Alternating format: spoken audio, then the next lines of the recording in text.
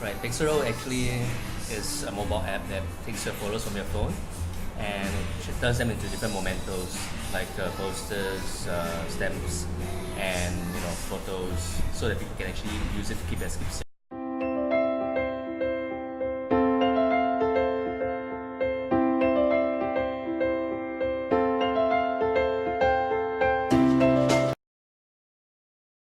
So how it comes about is because I was working in this industry for about 4 years plus, and we thought that we saw the rise of mobile devices and think that it's a very good way to capture all these moments that people want to capture.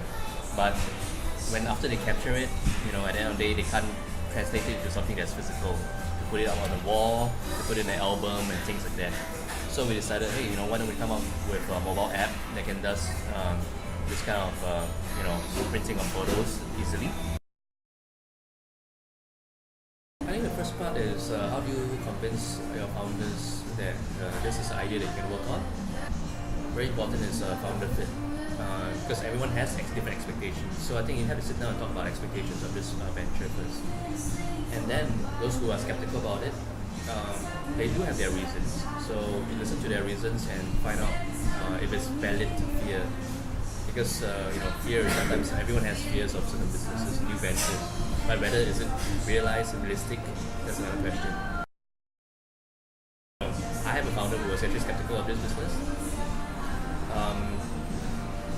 So what we did was we went to the streets and talked to about close to 200 people about this idea, and from there, there were yes, there were no's and things like that. But out of this whole process of getting out of the building, talking to people with my co-founder, he came to realize that this is a very, very needed solution to a problem that people face. Actually, the most important point about having co-founders is their strengths.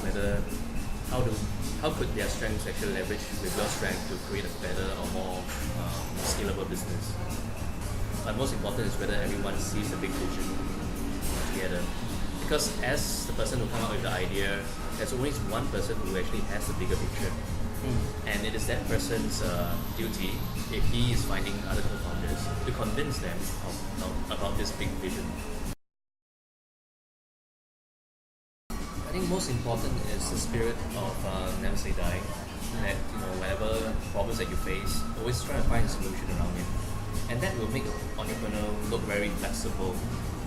It has to be very flexible in his way of thinking also, so that he can actually turn all these situations around, all the objections into agreements, or find the most out of the whole mess of the landscape that is not charted, find the best way out. I think that's what entrepreneurs have to have, that never say die spirit. Because if a lot of people just give up when they see problems coming, then it's very difficult to even have a proper startup. Being an entrepreneur or going on to this entrepreneurial route, it's actually not something that you suddenly wake up and decide I want to be an entrepreneur. Right? It's based on a lot of push and pull factors around your life that you might actually end up in this situation of wanting to be an entrepreneur based on all these situations of push and pull.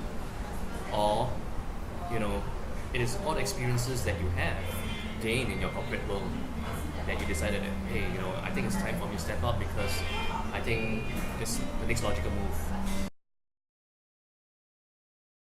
Before I was, working in this corporate line, I was thinking of doing my own business, but I didn't have confidence enough. So a lot of people say that, start from school, go out and be an entrepreneur. It can be done, provided a person has enough confidence of the industry they're talking about. It's a very new industry to him. Yes, most of the time you would not have the confidence or the skill set, or even the hindsight to know what is wrong with this industry to leverage on. But being an entrepreneur, you have to give. You give to your customers because they are the ones who actually create revenue for you when you create a business. You have to give to your employees, you have to give to your co-founders, you have to give to your investors. A lot of entrepreneurs think that, I started this business all about me. Yeah, when I first started, I had this impression or so. But when you started going on and on and on within your journey, you realize that actually a lot of things you have to do is to give. And with that, the more you give, the more you're given. Okay, I'm my co-founder. We started this program called the Testing Ground. Alright, that evaluates a person's idea for 20 days to see whether there's some product market fit.